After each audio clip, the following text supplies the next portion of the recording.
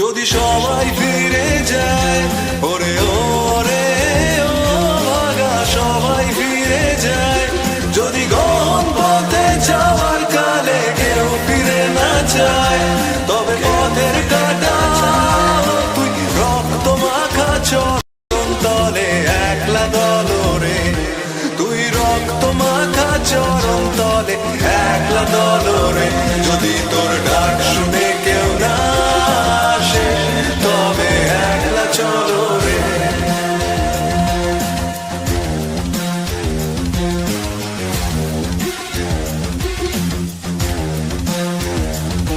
যদি আলো না ধরে, ওরে ওরে ও ভাগা আলো না ধরে, যদি ঝড় বাদলে আধার রাতে দুয়ার দেয় ঘরে, তবে বজ্রানলে আপন বুকের পাঁজর জ্বালিয়ে নিয়ে একলা চলো রে, আপন বুকের পাঁজর জ্বালিয়ে নিয়ে একলা চলো রে, যদি তোর ডাক শুনে কেউ না আসে তবে একলা চলো রে।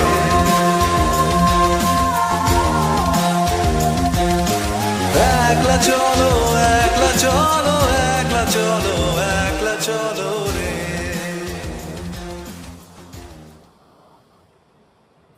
Hi guys, thank you for joining the live stream. I hope the audio is coming fine. So I think there have been some changes in the settings of StreamYard, because of which from now on, like we did even yesterday, from yesterday onwards, our StreamYard podcasts are probably going to look like Radio shows. Radio shows, and radio shows that you could watch on video, like Sirius XM on YouTube of many MMA commentators and Glenn Beck and stuff. It's going to be like that. And Stephen S. Smith, I'm going to be just looking down and you are going to hear the voice of God, invisible, omniscient. So we have Academic Man with us. Thank you for joining our live stream today, Academic Man. Yep. You are not visible, but we can sense you. We can sense your presence right now in our bodies. After the Charlie Kirk event, I wanted such level of anonymity that, I've faded. StreamYard cooperated with you. Yes. StreamYard is cooperating with you capitalism lovers. हो सकता है. But do check some settings on your end, because it was showing that Academic Man is joining audio only. See if there's any settings to do audio plus video. I'm not sure. But yesterday, Navovimars joined pretty conveniently because he has a paid version of StreamYard, like I do. Maybe therefore, for those reasons, you are not being able to, because you are just too poor for surviving in a capitalist StreamYard world. So not just that. My camera, I've disabled my camera settings for obvious reasons. So yeah. Oh yeah. That's probably the two agendas to get to. First is a lot of people who are not on Twitter must know about this. There's a guy called Herschel. I don't know what his real name is. Probably real name only. A Twitter handle called Herschel Mehta. Yeah. Okay. Herschel Mehta was fighting almost a lone battle with some IITs, or specifically IIT Bombay, I think. And firstly, Academic Man will tell us what was up with that story. That is a fascinating story. I've only caught parts of it. Every part of that story is incredible and almost unbelievable. But people in the academia, people like Academic Man, know that these things have been going on for long. But this guy has been fighting about battle. I don't think he'll come out on the winning side, because there's much bigger geopolitics and global cash into play here. But he is putting up a pretty strong fight, and there are going to be some consequences out of as a result of his battle. And secondly, we will discuss basically how to guidebook sort of a thing about how to prevent your kids from becoming left-wing fascists and who become future killers, etc. once they enter colleges and universities. First, what's up with Herschel Mehta's fight with IITs? Left-wing nut jobs ही बोल दे भाई. मुखे आस्चे जोकुट. Anyway, so okay, with respect to Herschel, right? I was not aware of his account actually till a month back almost. Till somebody sent me some tweets, and there he started showing, exposing a lot of academics within the IITs, right? Especially IIT Gandhinagar, who have been doing these weird topics. No, actually not weird when, because I know about them, but a lot of normal people don't know. Like non-academics don't know about this stuff. Like, I don't know, the greatness of Sufism, the tyranny of Indian nationalism in Kashmir, Islamic theology and its benefits to mankind. Then all kinds of stuff like human rights and citizenship in India. Basically, justifying illegal immigration from Bangladesh. All these kinds of research is going on within the IITs. This is not something I was unaware of. I was very much aware of this kind of research, and we have spoken about it in the past. But the fact is that by exposing, like, Harshil is doing what actually I was talking about a long time ago, maybe with you or somebody else, where he takes the research of these people and actually tells people, the taxpayers of this country, that देखो तुम्हारे tax से क्या हो रहा है. What is your tax doing in IITs, IIT like Gandhinagar, Delhi, Bombay, this, that, whatever? And is this the kind of research, when you pay tax and you expect the government to help develop this country, the roads, infrastructure, medicine, whatever, research, jo bhi ho, all this stuff that you're paying taxes for, all of us are paying taxes for, indirectly or directly, are we asking for PhD thesis and research in the arts and humanities? Number one, are we even asking for arts and humanities research? Okay. Number two, let's say we are asking for arts and humanities research. Are we asking for arts and humanities research that abuses us, the taxpayers, calls us racists and bigots and casteist and all that stuff? And is it justifying a foreign agenda? Right. So these all things were exposed by Harshil through what he did was very clever. Instead of actually shouting at the top of his lungs, what he did was he took screenshots of all the research and he started putting them slowly on Twitter, and people just started going bonkers. Yare, ye sab ho raha hai. And he is simply asking कि भाई, firstly, technical institutes like IIT, JNU में research होता है, फिर भी मान लेंगे. Okay, JNU is not an IIT. JNU was created for to fund this kind of crap. IITs, which were created to fund the next generation of technological CEOs and all these people, entrepreneurs and programmers and engineers and all these people, and overall excellence in the MIT model. Is this the kind of research that taxpayers are funding these institutes for? Where free mein baith ke 5 saal se people are getting stipends of 40,000-50,000 a month to produce this kind of crap at the expense of the taxpayer. So once he started exposing this, then a whole barrage of things happened, and some news channels also picked it up, and he started writing in CNN, IBN and all these places, and he even went on Narsiman's show. Narsiman ya uska naam kya hai? So he went on that guy's show and he had a bit of a debate. Although again, because the lack of humanities background, that he doesn't really come from a humanities background like I do, right? Or even you do. So I think his argumentation fell a bit short despite his good intentions. When people were saying, is humanities a net negative? And he could not answer that carefully. He could not answer that properly. I would have said, yes, humanities education in India is a net negative presently. Firstly, because it highlights Brahmanical patriarchy, does not highlight other forms of patriarchy in the country or abroad. Highlights caste, does not highlight race and other forms of caste in Islam and Christianity and all that. It highlights the plight of Kashmiri minorities and all, but it does not highlight the minorities of Pakistan, Bangladesh, even parts of India like West Bengal and even Assam and Kerala and all these places. It does not it talks about Gujarat riots all the time, but there is not one thesis, I think, on political violence in West Bengal. Okay. And even if it's an outlier of a topic, basically. Although every every few years, as we all know, a few hundred people die in every panchayat election and all. So, and these are all mostly lower caste and Muslims, their favorite people. So my point is that why? So then, taking these points into account, the humanities as a general, the way it is being practiced in India, in the central funded institutes, is a net negative. There is no proper academic production, and it does not serve the taxpayers or governments or states' interest in any way. Now you can say, okay, knowledge is free. Why should it fund the? Why should it be the agenda of the taxpayer, right? But the taxpayer is paying for it. Every form of research is paid for by someone, right? No research is research in and of itself. We're not Socrates and Plato that we're sitting around and chatting, and that is called research. We are doing, all of us who do research, any of us who do research, including the sciences and management and STEM fields and arts, somebody's footing the bill. Now, if Ratan Tata pays for my research, obviously I will say that, okay, Tata is a great man. इसीलिए तो लोग research करते हैं, what you call Brahman Bhojan, right?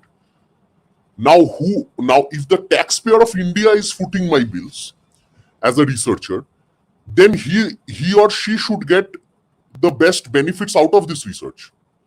This research that the IITs and all are producing, or even other universities that are central and state funded, these universities are basically abusing the same taxpayer who is funding their research. And that's the whole point. That do the taxpayers of India deserve better? Yes. Who will get it? I don't know. Is this research a net negative to India and its taxpayers and its people and citizens? Yes. So yeah, that was my whole point. I think IIT Bombay, as a response to Harshil's attacks, IIT Bombay did, among other things, did one insane weird thing. They blocked Harshil on Twitter. Yep, and they unblocked him like I think 2-3 days later. Yeah, and the this guy shows who runs that the guy who runs the IIT Bombay Twitter handle, is that guy possibly a student in the university, or he is some PR manager or something, or staff HR? bhi ho sakta hai, koi bhi ho sakta hai. These universities, I'll tell you how these universities function. They have a lot of these useless departments, including the IITs, by the way. ऐसा एक अजीब department खोल देंगे, वहां पे 3-4 professor रख लेंगे, ठीक है? And all of this is internally, people who get jobs here. So let's say when you apply for a job in a company, right? In a private corporate company. Let's say you apply in, I don't know, some Tata company or whatever. Who is going to who is going to decide whether you keep the job or have the job? The HR and the managers and all these people, right? And here in these public funded institutes, what happens is usually the norm was that you would sit for an exam, you would have a few relevant degrees, and because the taxpayer is funding your job, there is a level playing field, at least on paper, right? There is a level playing field where you are employed based on your academic performance and stuff like that. But now what happens is basically there is a complete lack of transparency as to why and how people are getting these jobs. And there are instances of where people get employed simply because they were a student in the institute and they got married to the professor and then they became a professor there and stuff like that. Okay. So in that way, we can see how these public funded institutes are becoming, but the corporate way, if let's say you and I open a company tomorrow and we take our friends in the company, because it's our private money, nobody can tell us shit, right? That's the whole point. Now, if you have your own private institute and you decide, okay, I don't know, Nandini Sundar will be our head of the department and Romila Thapar will teach history and Irfan Habib will teach history. Nobody can say anything because it's your money. But when you do the same with the taxpayers' money, and these are not even people who pretend to be neutral like Irfan Habib or Romila Thapar, these people are outright, these days the humanities sections, they are outright political. पहले तो थोड़ा बहुत मतलब लाज शर्म रखते थे, like even if you're a card carrying communist, you would say okay, but let's pretend to be neutral. And honestly, you've read Irfan Habib's papers and stuff, and Irfan Habib sometimes did say neutral stuff, right? Even Robila Thapar, from what I've read, has said neutral stuff. पहले फिर भी एक थोड़ा बहुत neutrality का वो था. आजकल, thanks to postmodernism in the foreign institutes, people are openly professing their politics. People are like, I hate this, I hate Hindus, I love Islam, I love this, I love communism, this, that. Okay, it's as simple as that. And that is where the quality of academia has also fallen, number one. Number two is that the level of academics has also fallen. And worst part is that government money has increased in academia. Like after Modi government came, they actually increased the stipend of GRF scholars. They actually increased the, the salaries of these professors and stuff. Then Right. why do I keep hearing every now and then from researchers from all fields, from social science as well as STEM, that there's not enough money for research? What's that all about then? Bhai, I'll give you an example. Okay, when the Congress was in power, your stipend, GRF stipend was around 20,000. Okay. Okay. And right now it is 42,000 or something, if I'm not mistaken. Okay. Double ho gaya. 10 saal mein double ho gaya. And for the longest time it was 20K.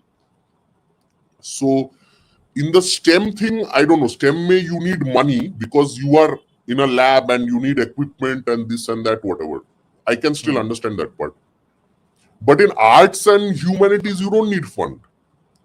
How much money does an arts and humanities guy need? For need 40,000 field work and ethnography and just for survival. Right? I'll tell you what, field work is shit. I'll tell you what.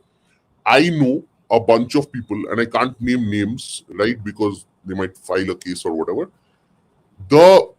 In the field work of arts and humanities, I'll tell you what they do. They go once to the field. Okay, so let's say a lot of people do research on Shonagachi prostitutes. Okay, so and all kinds of I personally know 4-5 people who have worked on prostitutes. Okay, मतलब और कुछ नहीं मिलता है, मतलब देश में इतना प्रॉब्लम है, इतना ये है वो है, सब उनको prostitute के ऊपर रिसर्च करना है, तो करो, ठीक है. So in a state where political violence is rampant, they decide to do this. Anyway, so they go to the Shonagachi once or twice. They find one person who can speak nicely. They use that person to get fake interviews from everybody else, or they will take 4-5 interviews once in a while, and then they will make 5 interviews से वो 10-20 interview बना लेंगे. Okay. And then they will just juxtapose like hundreds of theories like Judith Butler and this and that, and I keep forgetting those gender people. Judith Butler is the only one that comes to my head right now, because I stopped reading that gender crap a long time ago. So Beck and Beck Gernsheim, all these people, okay, some stupid names, some white people who wrote crap like gender is fluid and stuff. So they will cite all this crap and कुछ oppression, state oppression, Hindu Brahmanical lens घुसा देंगे उसमें, और कुछ Freud घुसा देंगे, and they will write 50 papers on this same crap topic, okay, and nobody cites them. Their friends cite them sometimes, and that's about it. They'll have maybe 10 citations, but it's useless. Like if you ask me what this is bringing to this country, then it's bringing nothing to this country. Okay. And that is the whole point. Like their research is useless. So why should the taxpayer keep funding? STEM में पैसा घुसा दो. At least in STEM, okay, even in STEM, I have some things that I know that there is a lot of crappy research done by STEM people. Okay, it's not like only arts people are doing crappy research. Yes. STEM वाले इतना घटिया नहीं करते, लेकिन घटिया करते हैं फिर भी. Okay, then what can you do? In the US, private firms fund research in the STEM fields. Yeah. And even arts research is funded many times by private players. Yeah. वही करते. Because if Tata, Adani, Ambani are paying for your research, then they will ensure that if they want you to cure cancer, you will cure cancer. Rest assured. Okay. If they want a certain outcome from research, they will get the research. And that will be a useful thing. As we know that without capitalism, a lot of good technological advancements that we have would not have been possible. Government research never really goes beyond the point unless they're whipping people in like Stalinist Russia and or Nazi Germany and telling them to produce a alternative for Fanta, okay, or Coke. So that's the whole point. Like unless there is some pressure for a researcher to perform, just like any other field, they will not be able to perform, right? And they won't perform because these jobs are essentially like almost like government jobs. So 5 saal बैठ के पैसा लो, produce maybe 2-3 papers, 5 chapters, meaning basically two chapters a year if you're that good, okay, and for that you are getting paid 40K a month, and that is the biggest issue here. My point is decentralize all research, defund all research. That's my point. If the country and the people and the economy want some kind of research, they will pay for it and get it. Research. You are not making somebody. You are not a gift of God that you are finding something great. If you have the brains, you will get funded by Tata, Birla, Ambani, Adani, koi bhi hai. They have all think tanks. They have all science-based jo log kaam karte hai. They all have their field of research labs and everything. Okay, they can fund it. Anyway, that's extreme. But as long as the taxpayer is funding, at least taxpayer ko to gali mat do. You are abusing the taxpayer while he or she is funding your research.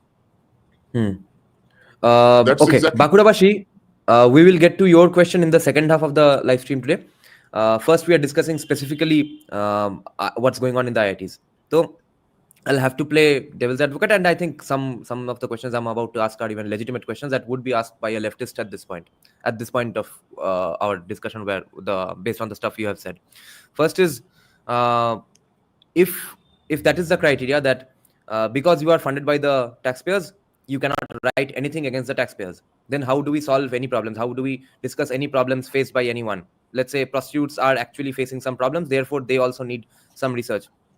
Or even if it is research discussing some oppression faced by the Muslims of Kashmir, they are also taxpayers. So where do we draw the line about, okay, you are not supposed to criticize this group because they pay our taxes? And secondly, which topics will be decided that, okay, they are nationalist enough to be funded, and what will be the marker for that? Who would decide it, etc.? Okay. Thanks for these annoying questions, I'll answer them. Yeah. Look at it this way. You remember, you watched Good Will Hunting, I'm sure. Okay. There's that bar scene where the guy keeps talking about some, slavery economics and stuff like that, and to shame Ben Affleck, and then white savior. This one comes. I don't know, looked at now. Matt Damon comes, and he says that, okay, this, and next year you lead that, so then your views will change completely. And you have no original thoughts after spending thousands of dollars. That's my whole point. Arts research can be done in a library. Public, what does arts research entail? Basically, reading a bunch of books, going out into the field occasionally, and writing some essays, right? That's what it entails. So if the government really wants to create a change, they can have public funded libraries. What the hell are university structures even going to achieve in that? Apart from that's one point. If you are really, let's say you are really concerned about the caste composition of Tollywood, okay? And you decide that I want to write a paper. You as a college dropout will not get funding for PhD. Simple as that. But you have access to the internet, you have access to libraries, public and private libraries. You can go to Ramakrishna Mission, sit with a bunch of books and papers and finish your research. It will cost you 5,000, 15,000 rupees for life membership. I don't see why you should be treated any different from a guy who's doing his PhD officially. If you have brains, you have studied, you have read a few hundred papers and books, right, in your life till now. Where did you get them? Did you have to go to university and actually find these resources? No. So arts research can be done from your home. It doesn't, especially after the internet, it can definitely be done at home, right? So why are universities even existing? That's the that's the question. The universities have always existed to further the state's interests. Okay. Any state will have any kind of political interest. So let me give you guys a real, not a shocker. I think you guys know this, but I think a lot of people won't know this. So in the 1950s and 60s and 70s,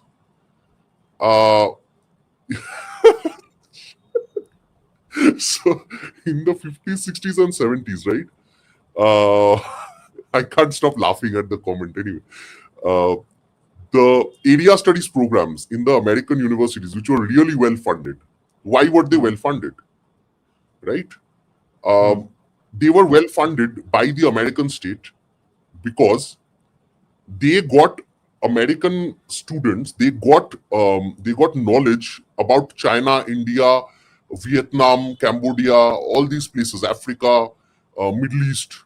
They have all these departments in Yale, Harvard, MIT, and all these places. Okay, these are all area studies departments. Now, why do you need an area studies department? Why does an American university need to understand Indian caste system, right? Why do they need to understand Vietnamese social structure? Why do they need to understand China's economy and society? Why do they need to understand Japanese society, right? Why? Because the more knowledge you have, the better control you have of those societies. The better discourse you can formulate about those societies.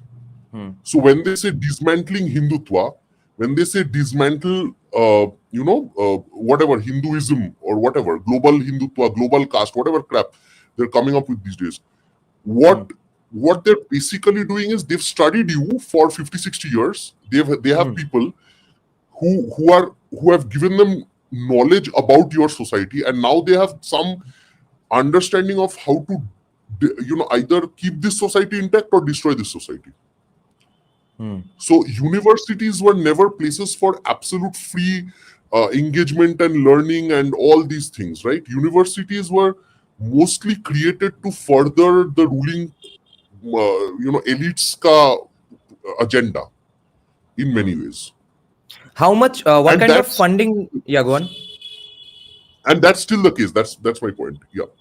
What kind of funding did people like Max Weber and Emil Durkheim have? Because they didn't even have ChatGPT. And okay, Max Weber is kind of criticized by even leftists, so he's hated. So maybe his research is irrelevant, quote unquote irrelevant today.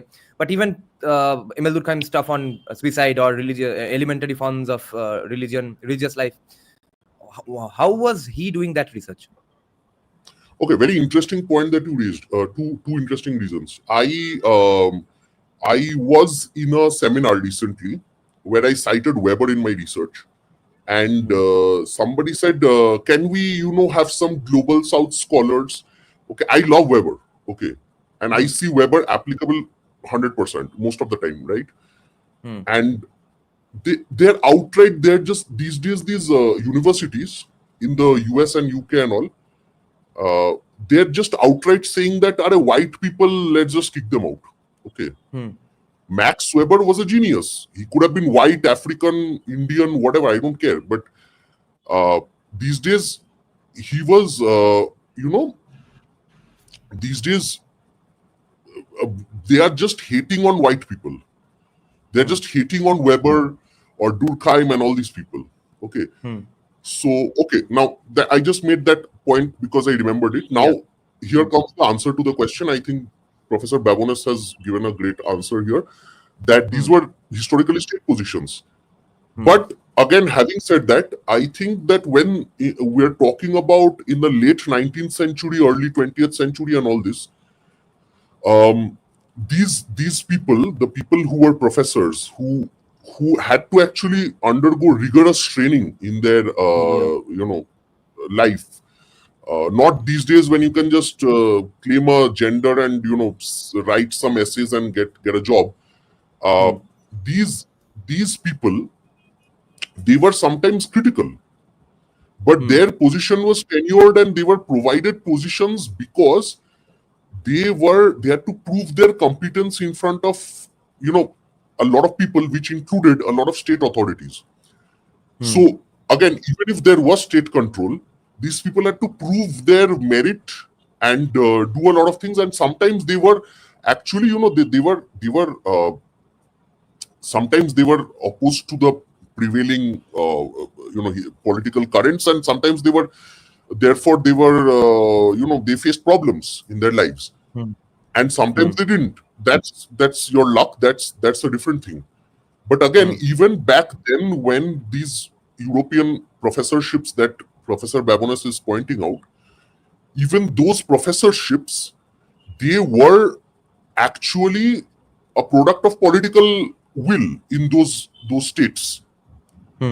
They weren't just coming out of nowhere, because the universities were either funded by some private taxpayer, some private landowners and all, who gave lands to these universities to collect income from there, or they were either provided for by the church, or they were churches that eventually became secular centers of learning, and they either these, or they were just created by the state, or they were taken over by the state, and then the state said, okay, bro, do this kind of research, I like this, whatever crap.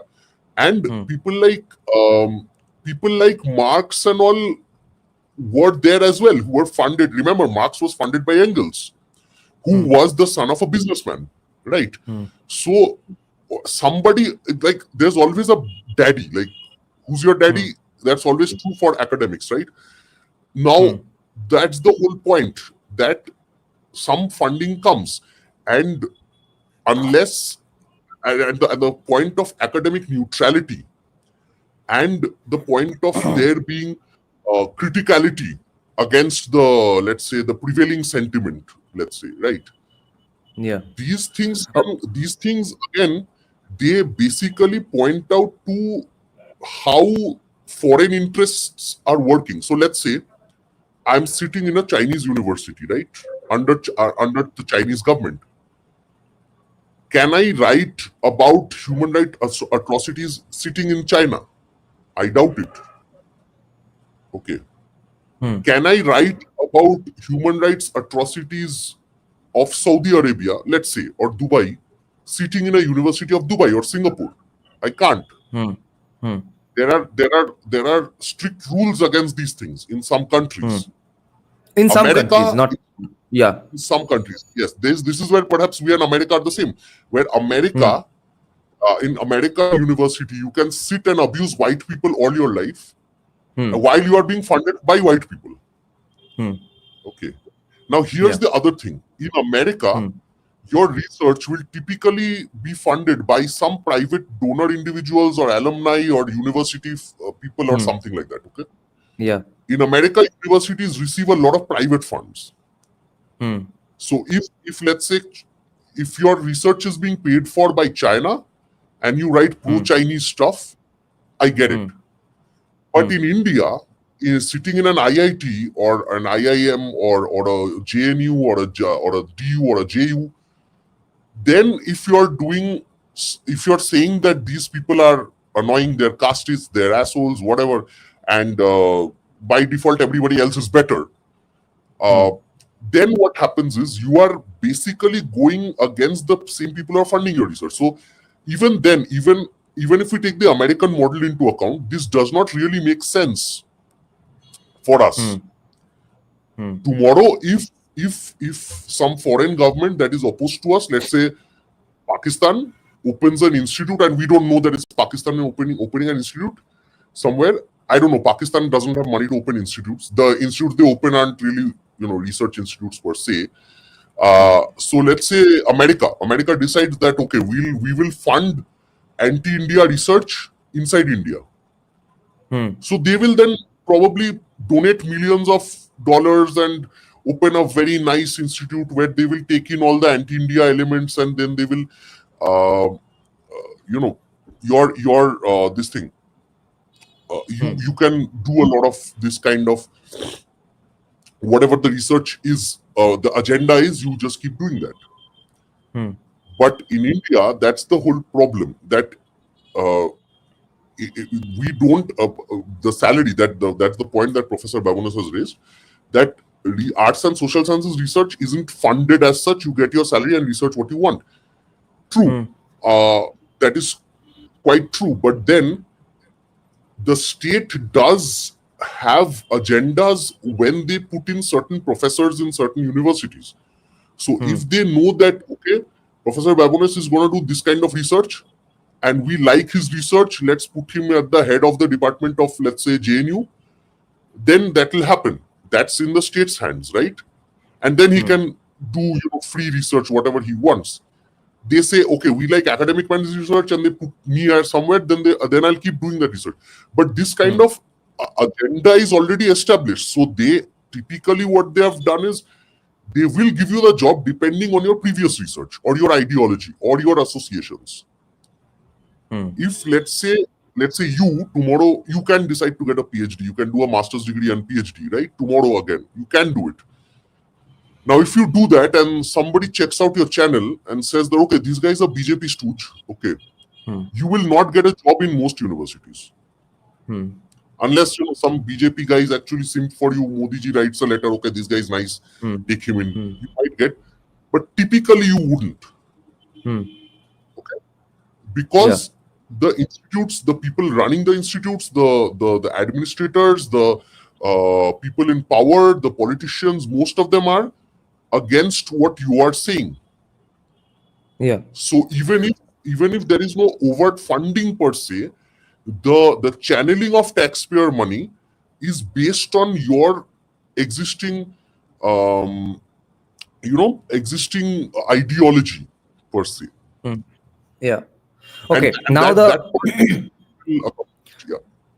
now we'll have to touch upon that age-old debate. It's not age-old really, it's about, I think, a 20-30-year-old debate, 20-year-old debate maybe, that should the scholar be an activist scholar or should he be the dispassionate observer like Professor Babonas here? In fact, my real question here is that we have had activist scholars for about 30-40 years now in India.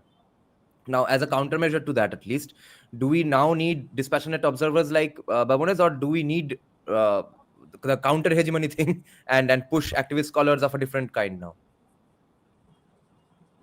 I mean, this is the whole problem where I personally would prefer descriptive research. I myself do descriptive research. I don't like prescriptive research. I find it shallow and useless in the long run. Having said that, here's the fun thing. I got to know recently that in China, in the 1930s, the sociology department, where there was a professor and then he married his student who became a professor in the department, they led rebellions against the Chinese government of the time. Okay. These were sociology professors, right? And I think we can do, I mean, you and Madam Political Scientist can do a show on this.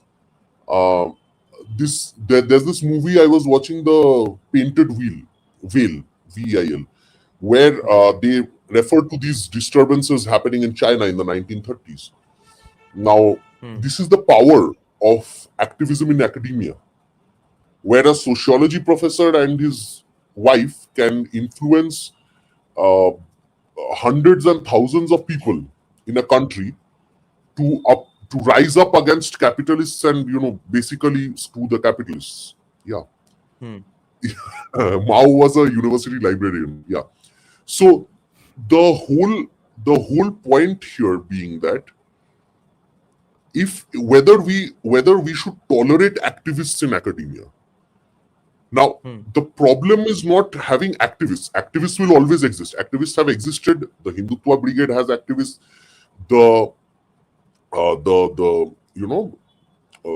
Many left-wing people have activists. Congress is also activists. I don't know for what reason. But anyway, TMC also has activists, as we know. Now, every party has activists, and activist ka tum activists have a job. They seem for a certain ideology. They work to establish their regime and all that. So I get that. But when it comes to a university, this is the problem. There is an expectation of fairness. There is an expectation of there being challenges to your ideas. Why then go to a university? If the government had to just give us certain ideas, we could have a 1984 style indoctrination camp thing, right? Why is a university important? Because a university is also a place where your ideas can get challenged in a logical manner. So a Thomas Sowell can walk into a classroom and give a lecture. Nowadays he can't, because it's so bad, the situation, right? He can get shot, God knows. But earlier, a Weber and a Marx, even a Weber and I don't think Marx would have been open to that debate that much. I mean, he did go against Hegel and all of these people. But I don't know, even I'm hoping that maybe Marx would be open to debate. But the main thing is that the lack of debates in academia is because we put too many activists inside it who cannot tolerate any other view in academia or any other place, in society and academia. Now, speaking from the POV of a hypothetical activist scholar, why shouldn't he or she just pursue research in a way that they can solve the problem, not just wait and observe and give someone else the data? Because if he or she is actually noticing and observing some injustice going on in society, why shouldn't they take part in solving the problem? Why not solve the problem of Muslims in Kashmir and prostitutes in Kolkata? Well, if we're asking these questions, then okay, great. If you're again, that's my point. I am an ethical person. If you're paying me, if tomorrow you're paying me, I will promote your music. I'll promote your podcast. I'll promote you. If I take money from a source, I just can't see myself going against the same people who are funding my research and livelihood. But a lot of people can, because they are trained that way. And it's just a matter of ethics really at this point. And then, but the question arises that if these ethics have been destroyed, if academia is such that there is no counter view to what the left or what the what these people are saying, then why should the taxpayer should also say, okay, if you do your activism here, then I'll just stop funding this crap. The activism can also come from the taxpayer, right? The activism does not, only academics cannot be taxpayers. I am also an activist. Let's say you are an activist actually, right? In your own way. Now, say you are a libertarian activist. Now you can say, okay, bro, I don't like what's happening in a university as a taxpayer, and I don't like this shit. So stop it. There is expectation. There can be expectation of change and reform from every side. You can't sit in a university and act like you're superior to everyone because you have a PhD, right? Although here's the problem with society and human nature, that if you happen to have a PhD and all these, whatever is necessary, by that logic, you do get to act like you are superior to people. And that's the other problem, that universities and academia are, like I keep saying, are highly elitist spaces. They are not egalitarian spaces. They are places of power structures. They are enforced hierarchies that are often backed by the state, right? And if you take that into account, then that's the bigger issue here. That today a college dropout like yourself has viewers, has some respect, but can you, like, if you go to Jadavpur to do a debate like Charlie Kirk, firstly you get beaten up. I know for sure. Secondly, and as we know, you don't want that right now again. So let's not go into that. Firstly, you'll be beaten up. Secondly, if you go into Jadavpur and do say that, okay, dude, I wanna debate you, they're just gonna say one thing. They're gonna say, oh, do you even deserve to be a security guard here? What are your credentials? What are your degrees? So in that sense, you have to say that you have to understand that this is a deeply divided casteist kind of space where your identity, almost similar to your birth identity, is going to be a deciding factor whether you will be able to participate in the debate or not. Which is why Jadavpur University chance pe dekha is a meme now. Whenever you talk against these people, against the leftists, they'll be like, did you even get a seat in Jadavpur or presidency? If you didn't, then you can't talk. You have to be an elite of a high level to debate these people. Yeah. Now playing devil's advocate again, how is that different from the other side saying that, okay, other side at one point saying that, so everyone can't read Vedas, etc. Everyone can't be taught Vedas. And even today, people saying that Romila Thapar and Irfan Habib can't comment on anything Indian because they don't know Sanskrit. And people who do know Sanskrit also debate amongst themselves that, okay, this text from this publisher is the right one. And other people say, no, this text from some other publisher is the right one. So who really gets to comment on anything? Well, it's the authorities, the prevailing authorities, whoever they are. Now, if you ask me whether when we're dealing with, let's say, if somebody has the right to comment on something, then it has always been historically whoever has dominated the power structure of the time. So let's say right now, you can, thanks to the internet, thanks to the change in government of the last 10, 15 years or whatever, people are actually challenging Romila Thapar thanks to the decentralization of the internet, right? But such is not the case when you go to an era before the internet. It's the internet that has actually brought about all these changes. Earlier, you couldn't even imagine having these debates in the open, right? The way you and I are talking.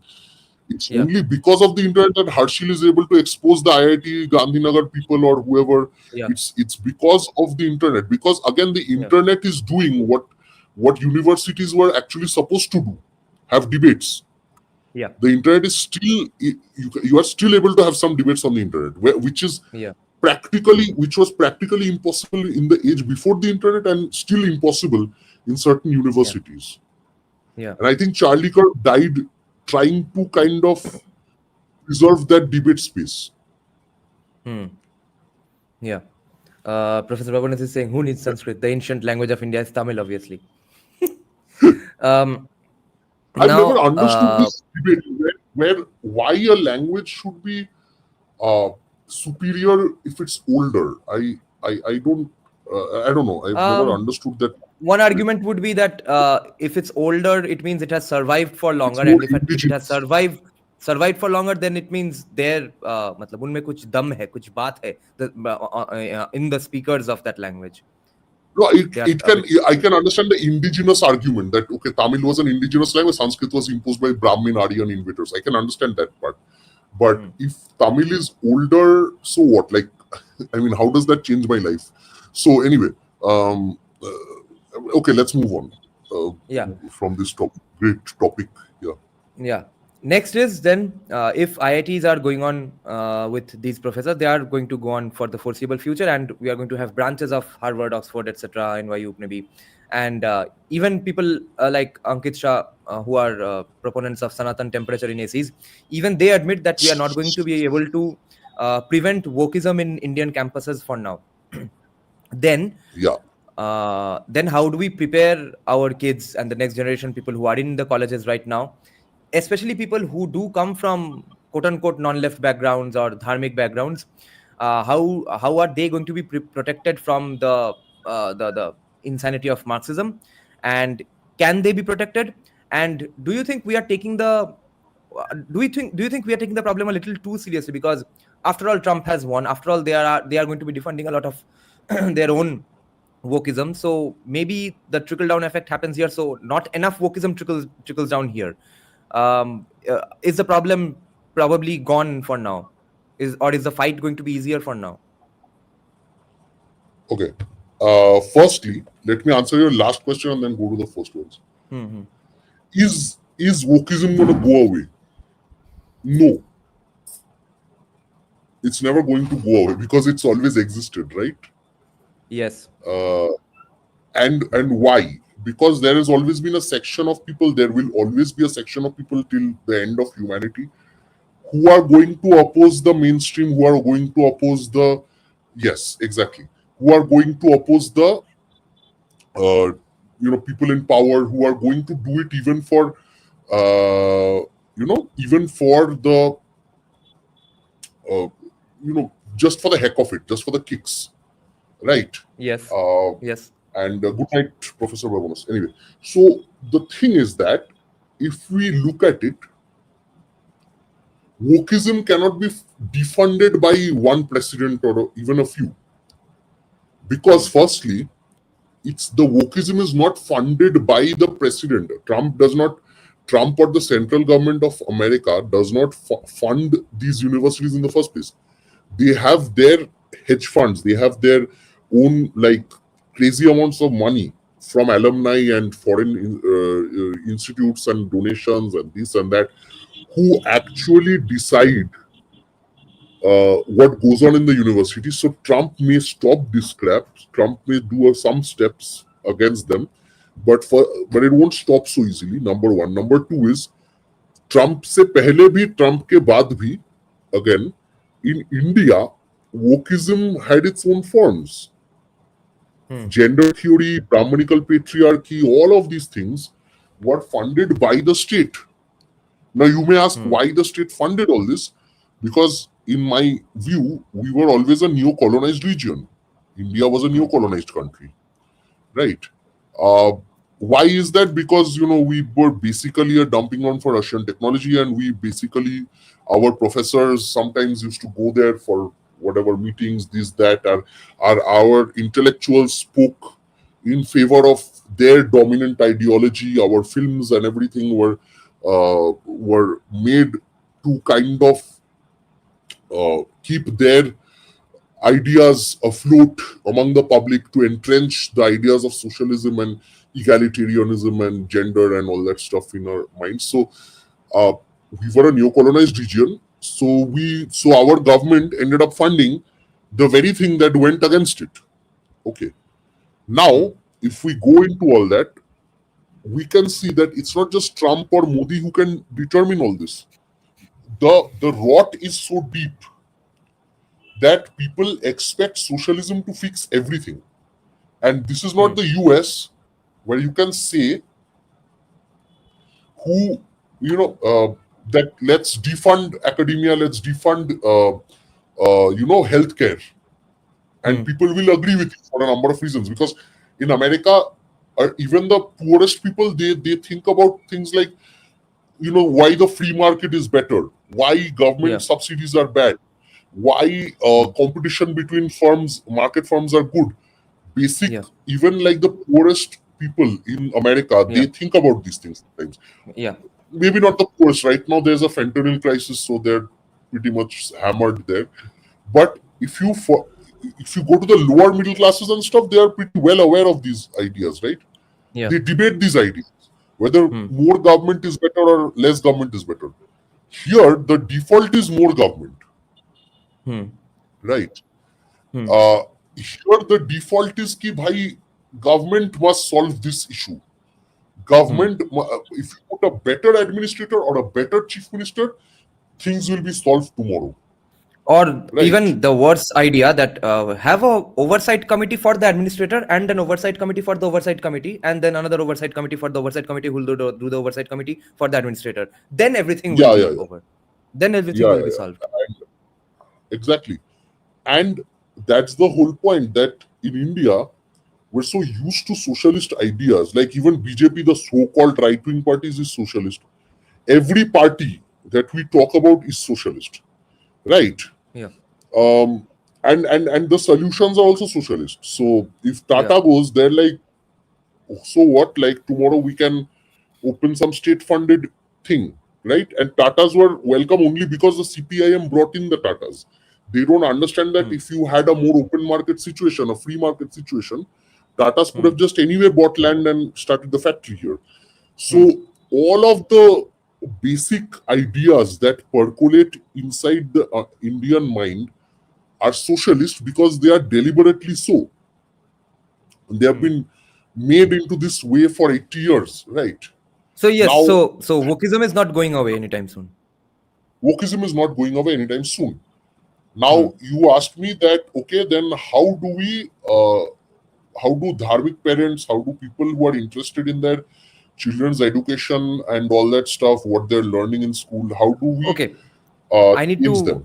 ask something as a caveat before this, because a lot of our STEM field student viewers say that the problem is not that big in their colleges, in their STEM fields, etc. So, which colleges do you think the problem exists even in the STEM fields? It's probably only the IITs and the big ones, right? And if so, are they No, better no, off no. now, the STEM fields? Okay, now here's the thing. I don't know of some random college in, I don't know, Chhattisgarh or something, but I have seen some of the top colleges and institutes, and I see wokes everywhere. Okay, I Yeah. see wokes in. I've seen complete woke people in Maharashtra. I'm sorry to disappoint M Shastri. Go to IIT Bombay and see people like Rowena Robinson. You don't know what I mean. Okay, go to Delhi University. You'll see what I mean. Huh? Go to ICERs, NICERs, all these. Yeah, exactly. All these institutes, you go to you don't even have to go to the humanities department sometimes. You'll see bloody physics professors teaching socialist crap. Okay. Or what happens is sometimes these teachers have unions, students have unions, where they give ideas of socialism. Like, see, more government funding is necessary to help in this direction. Okay. We have so many, like, matlab itna jagah pe wokeism hota hai that we forgot where it doesn't happen. Okay. And you see, any government institute will have some kind of some kind of union. Union में वही सिखाएंगे कि capitalists are bad and professors in these colleges are good and they must know your welfare better than the capitalists. So Adani, Ambani bad, etc. So that's the whole problem. That if you see this, wokeism is everywhere. And even in STEM universities, STEM institutes, you will find them in some form or the other. And Harshil is actually showing that on your face, that it's even there in IITs. IITs mein log sochte only Sundar Pichai type people come out. Now they're seeing all kinds of weirdos come out of IITs, right? So that part is now, there. Buddhadev Bhattacharya archive is pointing out an interesting thing, that you can be woke and also do relevant research on work in industry. Actually, it's actually a fair point, but the problem is that when you are woke, then your relevant research is not going to come in the benefit of the country, because wokeism in general is not good for the country. So it doesn't matter. Yeah, maybe we can appreciate you while you are doing the research, but when you come out of the college, you're going to demand for other such bullshit stuff and bad stuff and evil stuff, that your research itself is going to be irrelevant. Now, so how do people TIS here? TIS is still quite woke too. I mean, you guys don't know these spaces like I do. Trust me, I've never met a non-woke person from TIS. Okay. Anyway, moving on. M Shastri, see, every day we get into the same debate with M Shastri. Let's just get our criterion for woke or non-woke university is clear. If you declare a university or institution to be not woke, show me non-woke or anti-woke research from that university. Okay? Otherwise, you are wrong. Has TISS come out with research showing political violence in West Bengal, or how unions are bad for the economy? Have they? Yep. Have they done one single non-woke research or anti-woke research? Then what is the definition of them getting cleaned up? Hulk, no, your and that's the comment other is point. irrelevant, so we'll take it up I think you raised when we are free. Yeah, go on. I think you gave a very good point that, let's say you do replace a lot of people in Delhi University, which the Modi government has tried to do. Even then, does the research language become such that it is helping the country? It is helping the people of the country? I doubt it. Like, people still, again, and sorry to say, even like last time, the people they've put in can't even do research. So let's get that stuff. Okay, let's talk about that in more detail later. But basically, wokeism is there to stay for now, and it's not so easy to get rid of. Anyway, where Yeah. you and I were actually can talking about parents is how prevent? to save. Yeah, how do parents prevent? So parents can't. Number one, you have to send them to college and university, and I think even if you don't send them to college and university, that's the whole problem. Let's say you send them for a business or a job or a something, right? That is not academics oriented. You send them to the stock market. Okay. Now, even then, forget the stock market. Maybe that's the only place I think where people are non-woke. Actually, we found that one job. So financial firms and stuff. Although Tatas themselves funded this, so I don't know how that works, but it's still okay. I'll give them the benefit of the doubt there. Now, if we go to most professions, like I said, most unions are led by Marxists. If you, I remember that my grandfather told me that they had these professors address unions. Now, most of the workers sitting in the unions back then, factory laborers, they couldn't understand what the guy was saying. But the basic ideas, what these professors used to do is they used to, like Prabhat Patnaik, for example, they write a paper. Okay, they write a book or a paper that criticizes everything. Like recently, Prabhat Patnaik wrote a paper on how reducing GST rates is bad. Okay.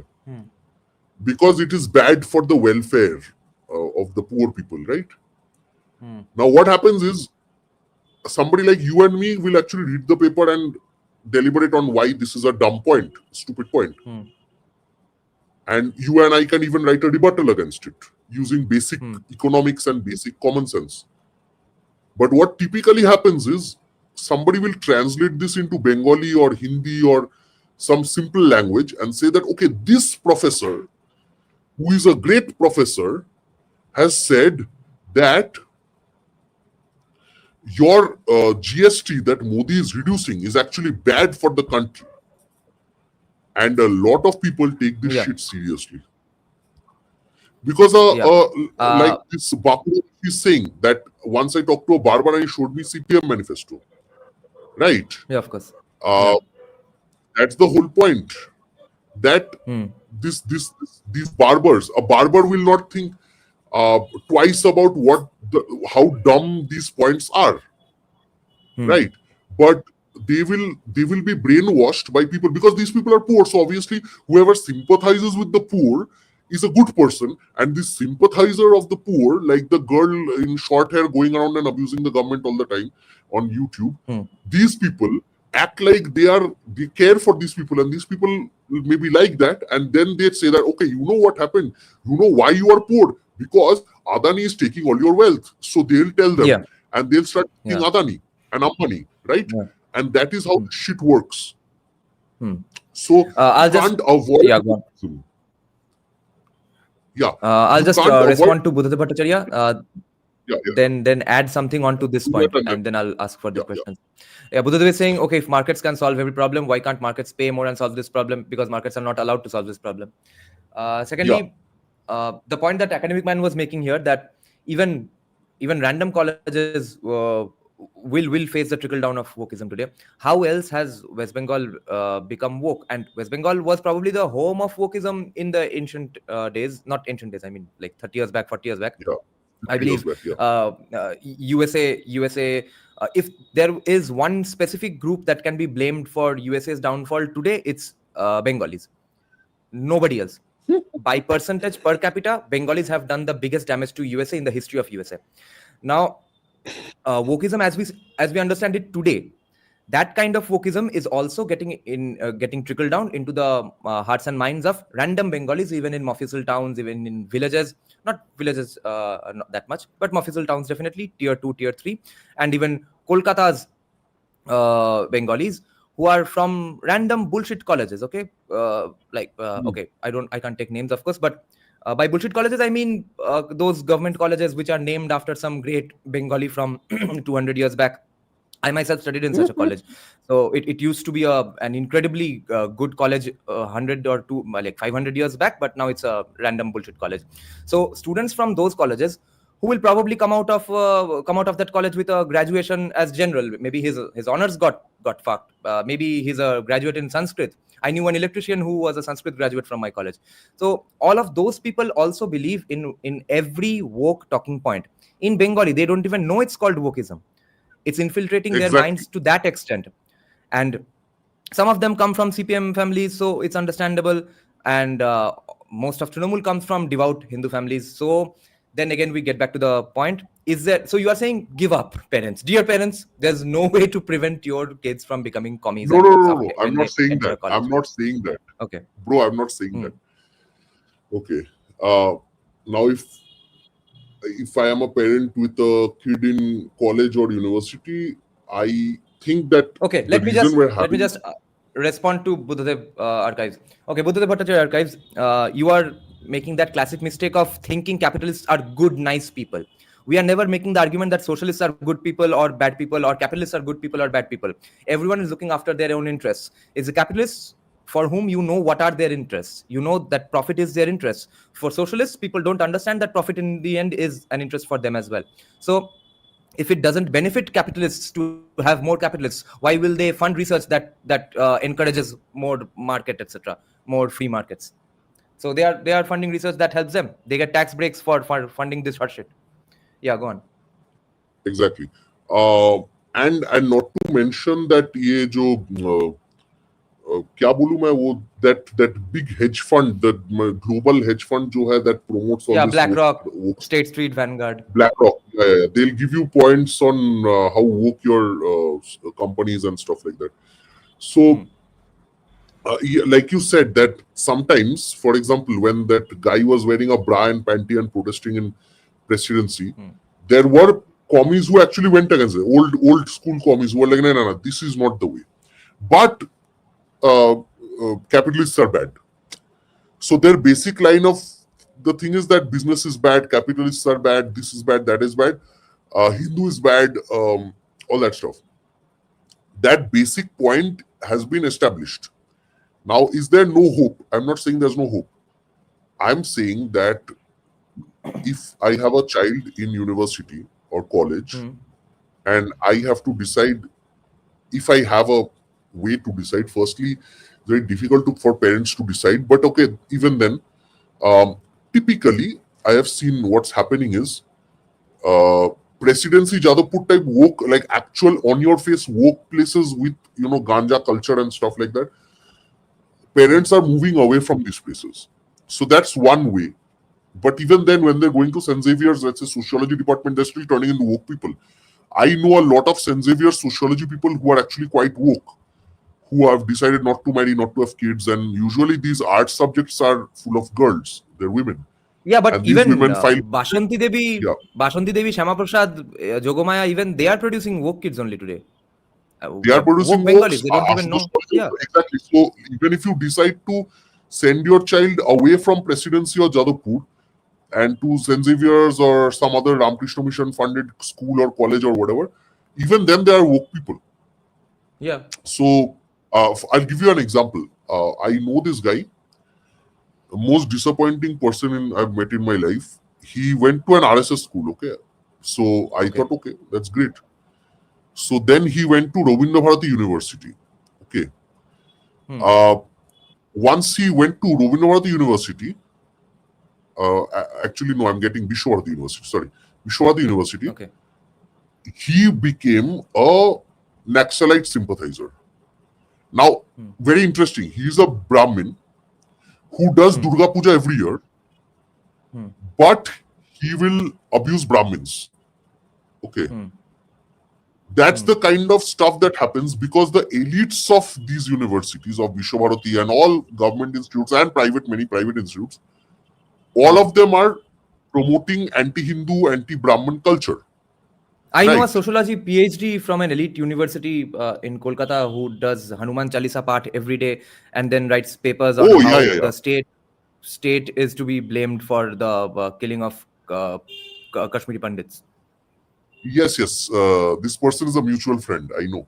So Hmm. and this person is more staunch. Like I've never read the Hanuman Chalisa. Okay, this Hmm. person will read the Hanuman Chalisa every week, and she will have veg food on those days, and Hmm. whatever like fasting वगैरह सब everything, and then Hmm. thesis में क्या लिखती है that Kashmir में genocide चल रहा है Indian government से, and Hmm. Kashmiri Pandits were not oppressed by local Muslims and stuff. Hmm. Okay, Yeah. so Yeah. it doesn't mean. So what does this point establish? That's the point you've been having on Twitter as well. That you can Yeah, we read the pissed Bhagavad off Gita. we pissed off a Yeah, retard. Yes, I muted him because I didn't want to get further pissed off and say something that will get the 295A on me. Although CGIs are of course immune from 295A, I think, because the stuff yeah, that yeah. Justice Gawai said is the most insane thing I've ever heard in my life from a judge. But anyway, so why isn't teaching Gita to your kids going to be effective in this fight? Because Gita also has all the Yes. answers. Are the parents incompetent, or is it a problem with the translation, or are the students themselves retarded, or their comic professors are just more intelligent than the parents? What's going on here? Why can't Gita save us here? Okay. Here's the thing. The Bhagavad Gita is taught to us like a biblical text. Okay.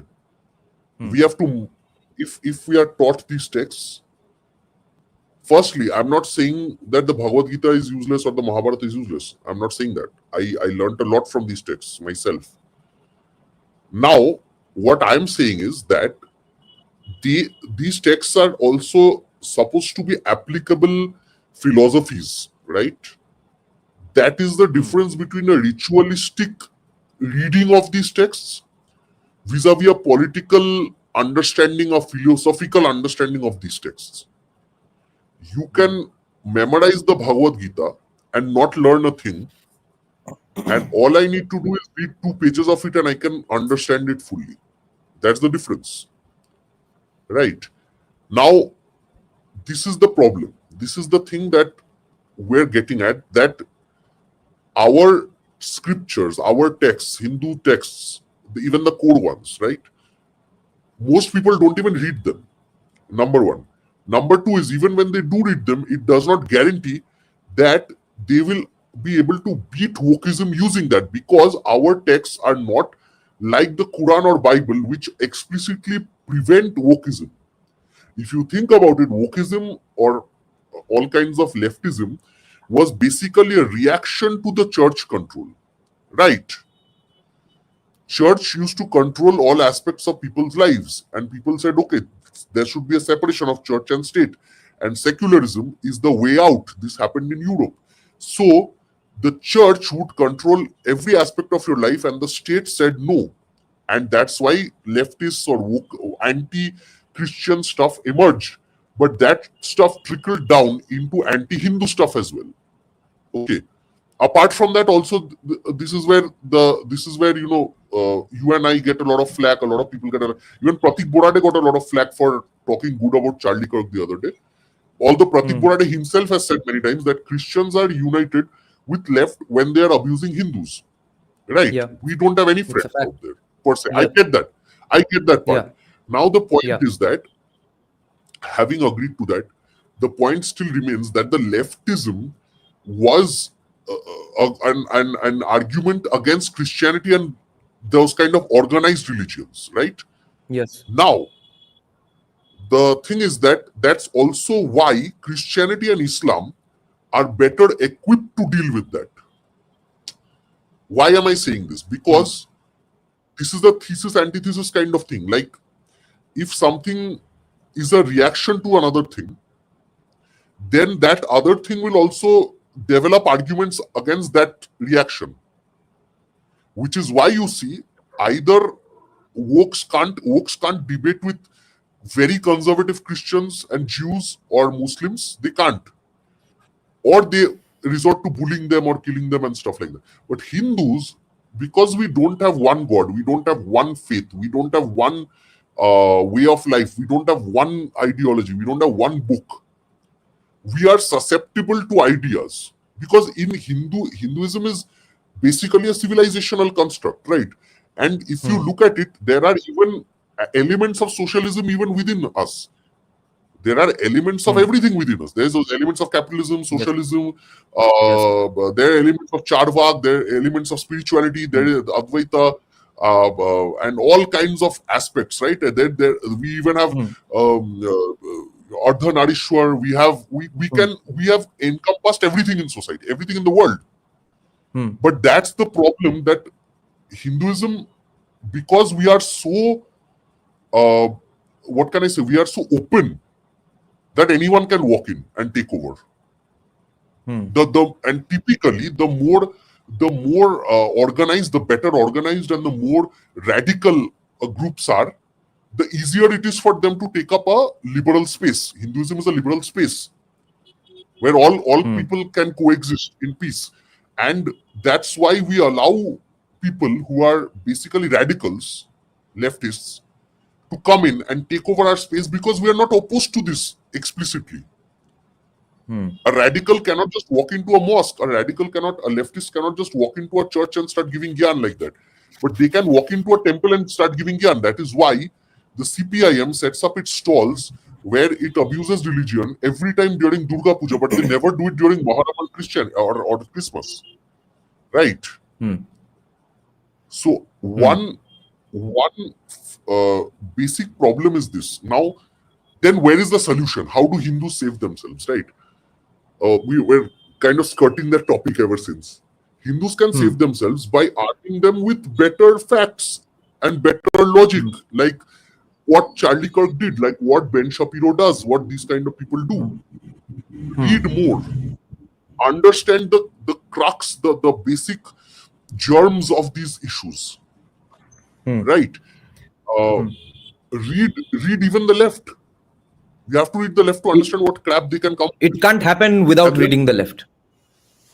Yeah, and or read philosophers or thinkers we keep discussing and reading on this channel to counter your children's questions, to teach them these counters.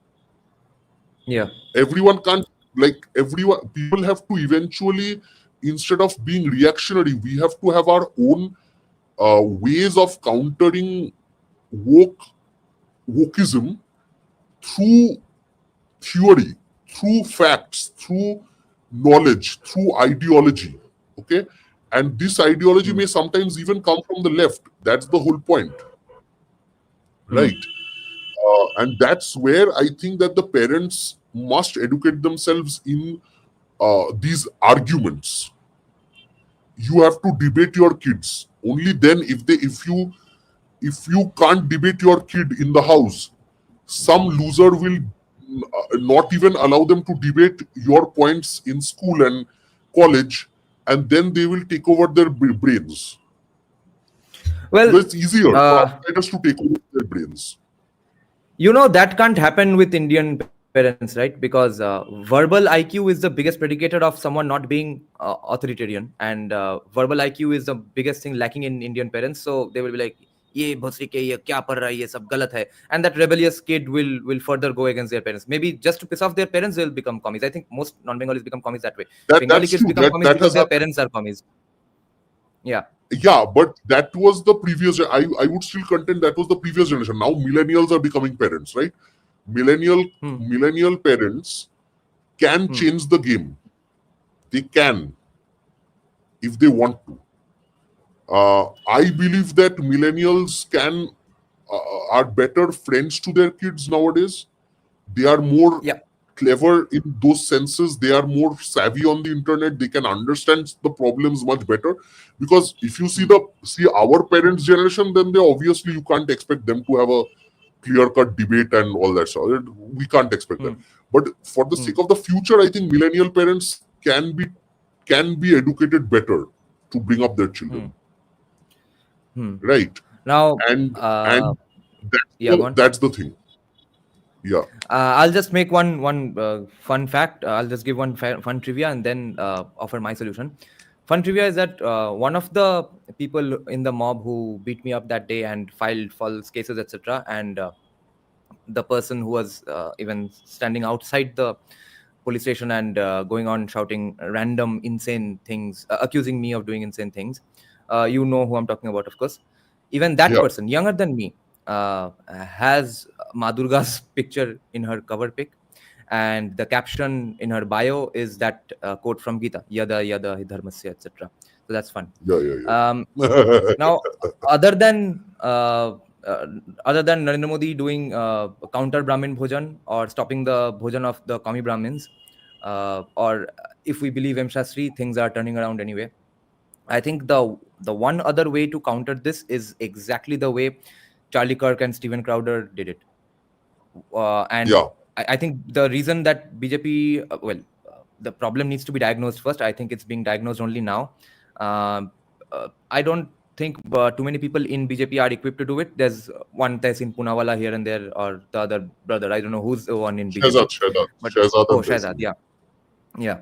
So I see that as an absolute primary focus that has to be had by BJP and push those kinds of people into colleges and universities to do those debates, and people who know what the arguments from that side will be, preferably former commies. You see, just a few days back, Shukanto Majumdar, the former state president of West Bengal, BJP president of West Bengal, went to, I think, NIT Durgapur or some other NIT, and was having a conversation with some students. It rolled into a debate, and he lost his patience already and got pissed off and stuff. So you see, Yeah. therefore, there's no point comparing people like Charlie Kirk with any random political activist that gets killed in the country. That's a very specific skill set that Exactly. Charlie Kirk had, and those kinds of people need to be pushed into presidency and JU, etc. Now, when we propose these kinds of events, Tum mat karo. Huh. no. I have to. After funds, of course. That kind Not of right thing now, can't not happen without funds. Not right now. Yeah. No, there's no going to be clear right now ever. You need 5 or 10 bodyguards and stuff. Trust me. Yeah. You can't do that. Yeah. Anyway. Now, one thing that people always get wrong in these situations is that they think, why are you trying to convince the commies? They will never get convinced. Debating is never ever about convincing the person sitting opposite of you. Debating is a spectator sport. The people in the audience will get convinced based on how you come off in the debate. Okay. Yes. Most people who Charlie Kirk debated are probably commies and far left wokes even today. It's the people in the audience who got convinced, and that's how he became more popular and more popular and more popular, to the point that at one point Charlie Kirk would also need a bunch of security. Well, he should have had more security apparently, but in the last 2, 3, 4 years, he was gathering a giant crowd. He was attracting large crowds to see him debate. That was not the case when Steven Crowder first started it. No. He used to sit there with one table and two-man crew. So convincing people, convincing the audience is the game here. Any other way, do you think? No, I can see other ways. Is that not the Arnab Goswami Republican shit? Republic shit. I'm saying that maybe channels like NDTV and all can start proper debate जैसे होता है ना, like you get some guy on the left and some guy on the right, and actually give them talking points or a topic like we used to see in school. जो debate तुम बोल रहे हो, that is more like street fight in that sense. Yeah. I am saying make it more like a boxing match, which a referee and everything, right? वो भी अगर शुरू करते हैं तो it's still better. There is no, what the Republic and all have done is they bring that one Maulavi or some dude who has to have the dumbest views, and they get the dumbest guy in the BJP or something, and these people shout at each other. That doesn't help anyone. Okay. What we need is proper sets of debaters. At least that's what the government should focus on. They could have a debate channel. I don't know. Sometimes, the left wins, but most of the time, you have educated people who can win. People like Sanjeev Sanyal, people like you, people like many others. I don't know. Like, we have at least 10-15 guys who are good right now in India, right? Yeah.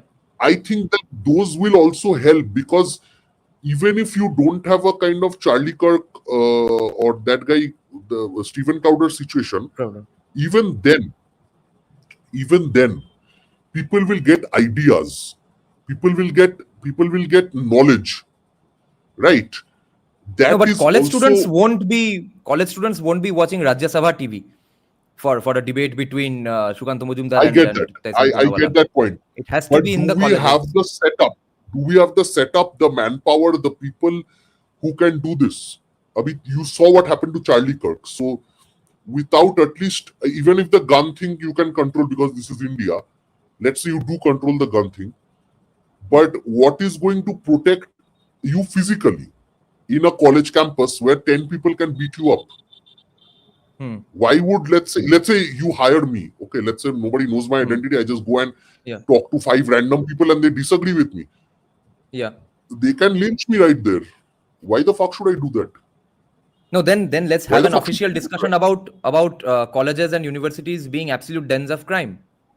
They are not just dens of drug addiction; they are dens of violent criminals. Then they should but be in treated order that to way. prove that, how many people have to die to prove in Jadavpur and all that people ask these questions?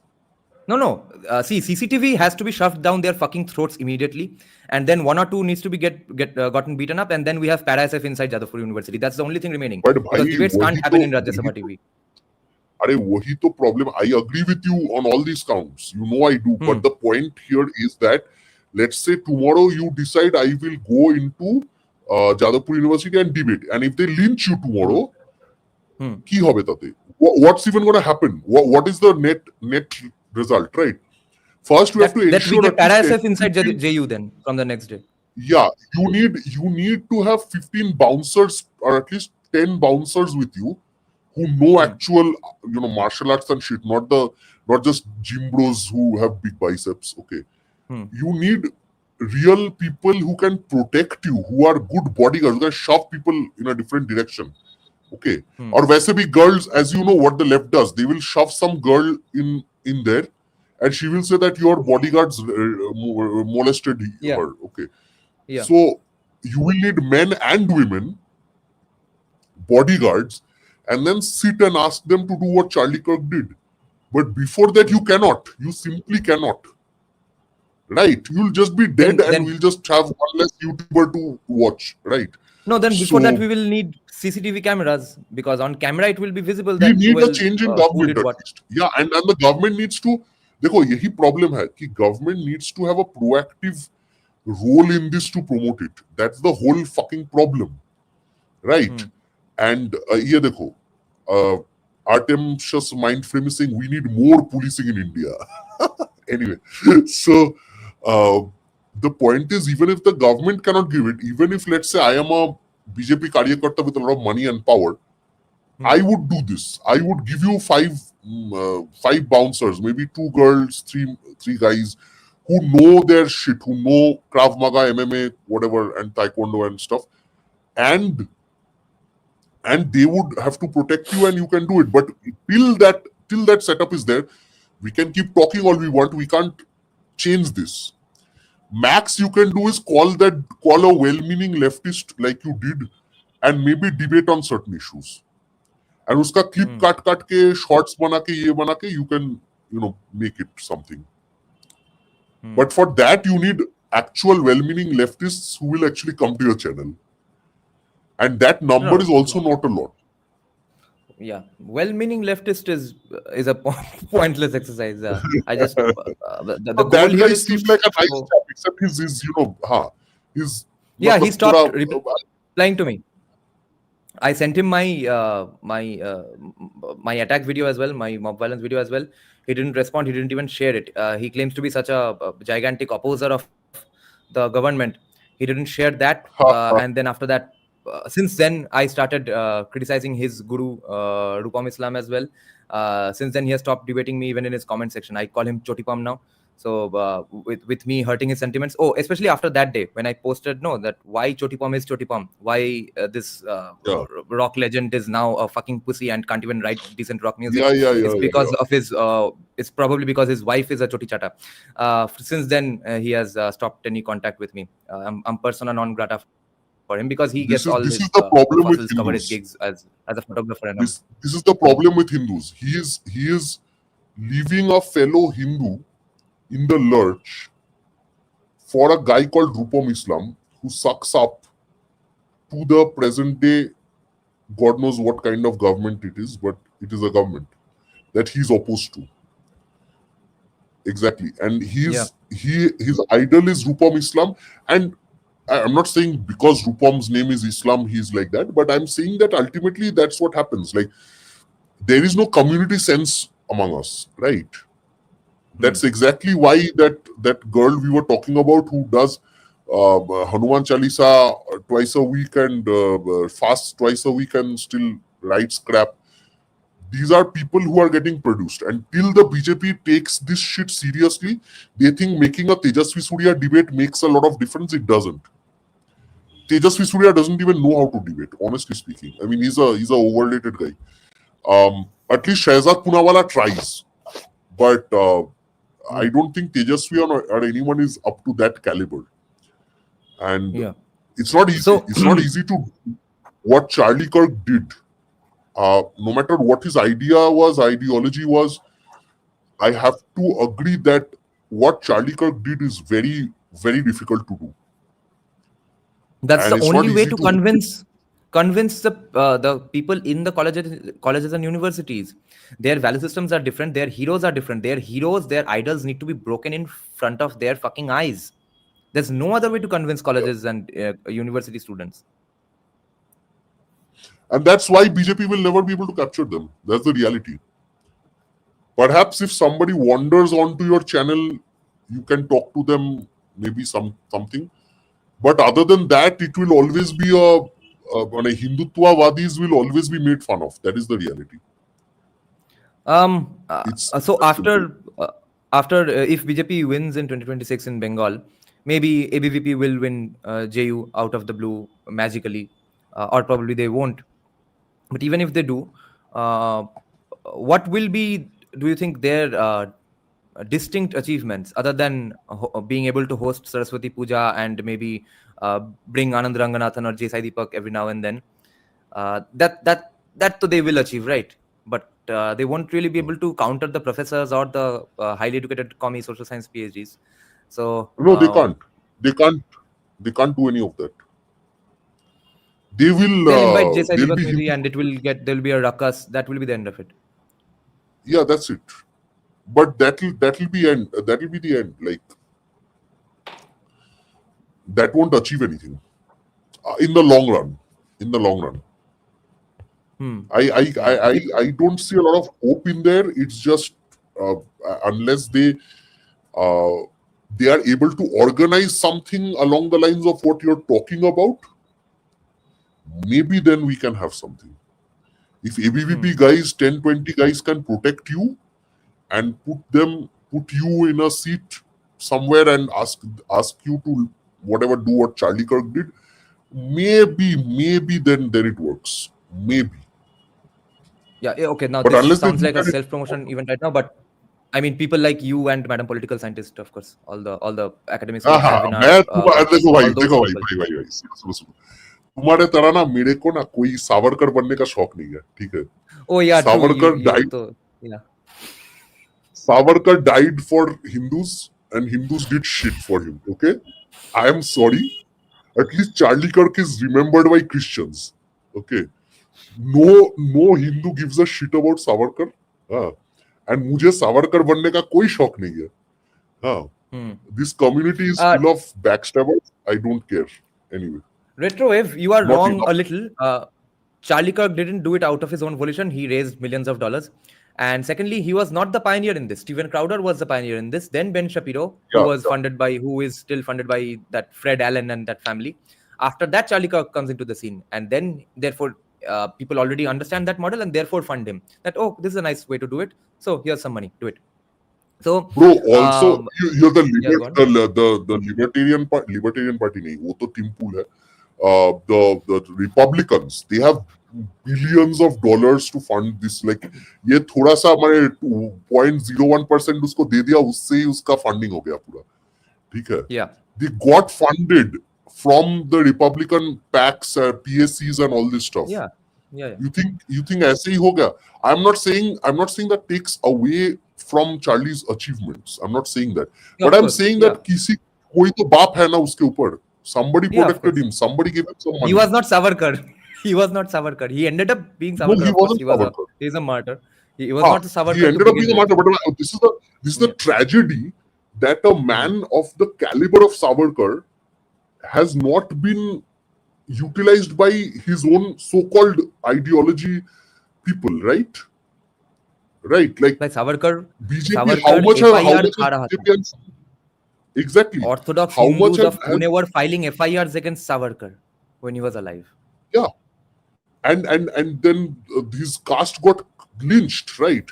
And my point is that BJP is doing SC/ST Act and BJP is doing whatever. My point is this, that these people haven't even adopted Savarkar, any aspect of Savarkar. RSS, BJP, nobody. A thinker of his caliber. And what did he get? They still abuse him. Just- They still, nobody says I am a Savarkarwadi. Right? Nobody says that. I'm a Hindutvawadi. Nobody can say that openly. Day before yesterday at night, a friend came to my house, and he's about 1 or 2 years younger than me. I've gotten into contact with him after about 20 years. So he was not in Kolkata for a while. Now he is. So he's dating a woke girl. I've not met her. I met her once while walking my dog. So we have fun conversations every now and then. We meet up at a local cafe. But then day before yesterday, he was at my home, and we were not very sober. And the discussion shifted towards politics. So he was absolutely astounded to find out about Savarkar's views on caste. And he was astounded to find out about the views of Ambedkar on Muslims. Then he came to know that Savarkar was not from RSS. He was under the impression, like we all were at some point, not you maybe, that Savarkar is some evil guy. RSS is some evil organization who follows Savarkar. And today, the evil Narendra Modi is run by that evil RSS. All of these facts are absolutely wrong. So I explained to him his rivalry with RSS, his vicious attack on RSS, but then how RSS is still a leaderless organization, therefore it survives. Hindu Mahasabha couldn't. And then he says, wait, so he's being misappropriated by the current.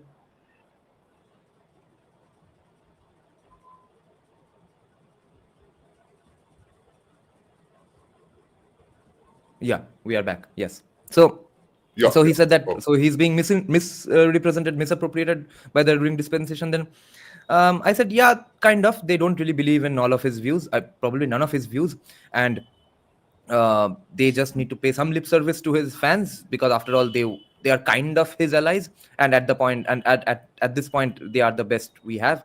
So in the end, he asks, so, then I quoted some Nietzsche for him. Then he gets astounded by that as well, that how can a right-leaning guy in India read Nietzsche and stuff? Don't you put a tilak on your forehead and beat up Muslims on the roads? What kind of a right-winger are you? So he's surprised by all of this. He's surprised that I have a YouTube channel to discuss this. And in the end, he asks, so what political party do you support? So I said that, well, this party, and this is kind of the best we have. And he was absolutely blown away. Bishparito chokku. His eyes were not closing for about 5 minutes. He had not met this kind of a person, and that is so sad, because Savarkar was I think practically. you can also write a book. I think you can do something Yeah. about this in a different way. Yes. Yeah. That's not even an option anymore. That has to be done now. Yeah. Why I got Okay, then. beaten up Yeah. in my own house. Yeah. So- Bite Mati and Chashmat Dati. Yes. So what I'm saying is, I think Hindu Vichardhara is trying to say something. I don't get it. Wait, My elder son debate is- this. Oh, she's probably saying that she debates her son. Oh, okay. That's good. Yeah, because See, I told she's very well read. No, she has read Sitaram Goel inside out. So she's a different breed. exactly. So, this is the thing that you need. Yeah. मतलब ये these days you have to be a parent. You also have to be a friend. You have to be a right-wing shill.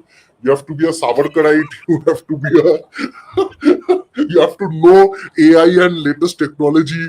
You have to protect your kids from predators. You have to do everything. So being a parent right now is hard, right? No wonder people are giving up on it. But I think still, the few people who are still going to be parents, they have a hard task ahead of them. If not anything else, if not even Nietzsche, Dostoevsky, Dharampal, Desai Deepak, etc., if you are a non-left parent who doesn't want their kids to end up leftist, at least read Savarkar and Sitaram Goel as much as you can. At least these two people, they will save you. Okay, here's a question for you, academic man. I've heard that wokeism came about from the fall of Christian morality. And basically, wokeism took its place. Will rise of Christianity destroy wokeism? Yeah, it will destroy wokeism, but it will cause other problems for us. So there we don't have anything. It will also destroy. It sees us as a product of wokeism only, or a kind of woke adjacent. Hinduism is unique. We are not a conservative ideology per se. We don't tell our women to cover their faces. We don't tell people that uska dharam ya hai, usko jaake attack karo. We don't say all this stuff, right? So our ideology, our way of life is very different from Abrahamics, and that is why the main difference is slave morality and master morality. Because all the groups we are talking about here, the counter groups, our opponents here, all of them come under the category of slave morality, including socialism, etc. We are talking about therefore non-slave morality. Just read up on that. That will, I think, lead you to the right direction. Vinab is saying, I have a hunch that the age 24-32 right now, when they will be parents and have kids, I think a lot will change in India. Their kids will be well-read and versed with right-wing politics. Possibly, because Desai Deepak, Anand Ranganathan, Sandeep Sanyal have raised the game to a large extent. Can't we push in the Hindutva ideology just like Islam was gradually pushed into East Bengal, periodically becoming more Puritan-like, using Niranjan, not Allah? Yeah, with state Brahmin Bhojan, not without that. Okay then. Or create a new class of Brahmins. Yeah. Thank you, academic. By Brahmin, I don't mean again, somebody will get angry. By new Brahmins, I mean new academics who are pro-Hindu and stuff, right? So yeah. Okay, let's see. IMP. Woke has infiltrated into Hindu territory and appropriate and misuse Hindu images, gods, Bharatanatyam, spirituality, and yoga. We need to not only redeem our territory but infiltrate theirs. How? Firstly, by showing to them that their idols are worth destruction, by destroying them in front of their eyes and them not being able to save them. Idol destruction, idol iconoclasm from us to them is the need of the hour. That, I think, is the foremost priority. Because in the end, these are all movements. Movements in the end are not mass movements, especially big, gigantic groups. Don't run on logic. They run on emotions. And the emotions are able to be gathered into one place because of a rallying point. That, wait, this person is our hero. That philosopher is our hero. Show them that either their heroes were assholes or their heroes were in fact our people. Don't let them have any heroes. Stop rejecting people from our fold. Either make them irrelevant or take them into your fold. That is the absolute first and foremost priority. Okay. Thank you, academic man, for the fun discussion. Thanks a lot, guys, in the live chat. See you soon. Good night. Bye-bye. যদি সবাই ফিরে যায় ওরে ওরে ও ভাগা সবাই ফিরে যায় যদি গহন পথে যাওয়ার কালে কেউ ফিরে না যায় তবে পথের কাটা তুই রক্ত মাখা চরণ তলে একলা দলরে তুই রক্ত মাখা চরণ তলে একলা দলরে যদি তোর ডাক শুনে কেউ না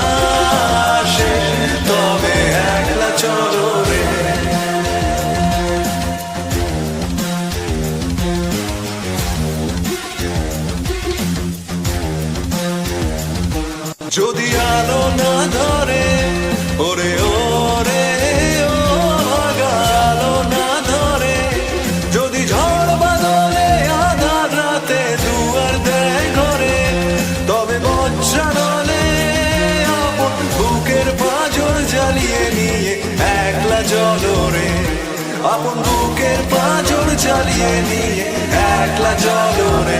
যদি তোর ডাক শুনে কেউ না আসে, তবে একলা চলো রে।